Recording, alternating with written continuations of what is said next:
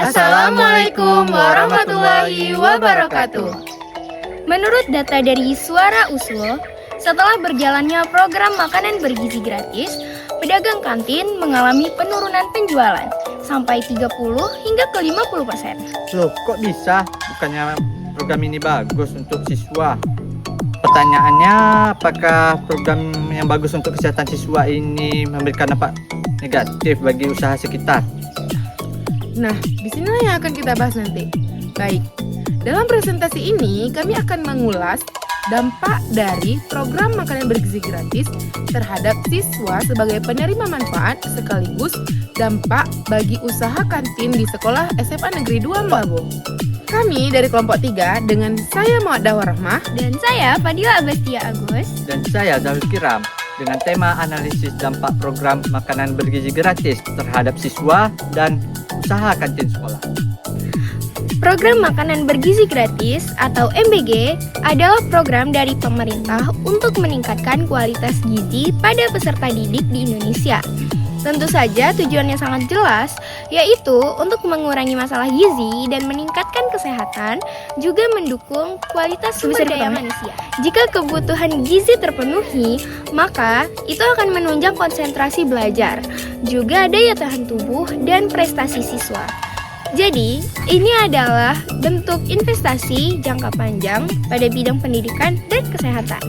Tapi di sisi lain, implementasi MBG juga sangat memengaruhi kondisi sosial dan ekonomi di lingkungan sekolah. Kayak sebelum ada MBG, siswa tuh jadi konsumen utama bagi kantin. Setelah ada makanan gratis, pola konsumsi jadi berubah. Dan pembeli di kantin pun jadi berkurang. Nah, SMA Negeri 2 Melabu ini adalah salah satu sekolah yang mengikuti program makanan bergizi gratis. Di sini adalah tempat yang tepat untuk kita melihat dampaknya secara langsung. Dari sisi siswa, hadirnya MBG di SMA Negeri 2 Melabu sangat memberikan dampak positif yang cukup terasa. Sekarang semua siswa dapat asupan nutrisi yang seimbang tanpa mempedulikan latar belakang ekonomi mereka. Sebelumnya mereka sering melewatkan sarapan pagi yang sangat penting bagi mereka. Namun setelah hadirnya MBG, sekarang mereka dapat belajar dengan energi yang cukup. Pada kondisi fisik yang prima ini, tentu saja sangat langsung berpengaruh saat suasana di kelas. Nah, guru mengamati adanya peningkatan pada konsentrasi belajar siswa, juga berkurangnya rasa kantuk pada jam pelajaran kritis, terutama pada jam makan siang.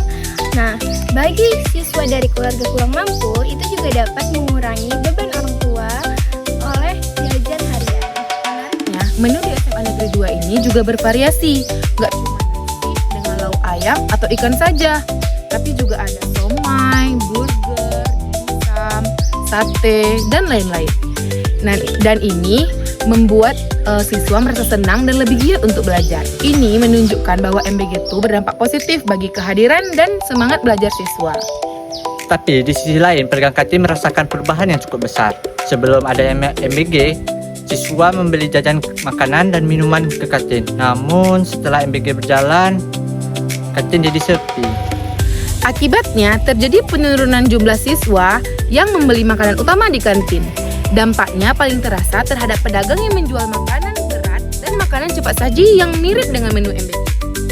Beberapa pedagang juga bilang, siswa sudah kenyang setelah dapat makanan dari program. Jadi mereka nggak jajan lagi. Palingan mereka juga cuma beli minum karena dari MBG-nya nggak dapat minum kan. Jadi mereka cuma beli minum. Yang biasanya orang tuh beli makanan sama minum, sekarang mereka cuma beli minum aja. Saat wawancara langsung, pedagang juga mengatakan bahwa mereka harus beradaptasi lagi dengan kondisi yang sekarang ini. Dan juga mereka tidak menjadikan kantin hanya sebagai pendapatan utama, tetapi mereka juga akan berjualan di luar sekolah. Meski begitu, MBG tidak selalu membawa dampak negatif. Ini justru bisa jadi peluang untuk pedagang berinovasi menjual produk yang tidak ada di MBG. Jadi tetap ada daya tarik sih untuk siswa. Kesimpulannya, makanan bergizi gratis tidak hanya berdampak negatif, tetapi sangat berdampak positif pada siswa dalam meningkatkan kesehatan juga konsentrasi. Tapi di sisi lain, itu mengubah pola konsumsi sehingga berpengaruh kepada pendapatan pedagang kantin. Oleh karena itu, evaluasi menyeluruh perlu dilakukan. Hasil hasil penelitian ini diharapkan dapat menjadi bahan pertimbangan bagi siswa dan pemerintah supaya ada keseimbangan antara peningkatan gizi siswa dan keberlangsungan usaha bagi masyarakat di lingkungan sekolah. Sekian presentasi dari kelompok kami. Jika ada kesalahan, mohon maaf. Terima kasih atas perhatiannya. Wassalamualaikum warahmatullahi wabarakatuh.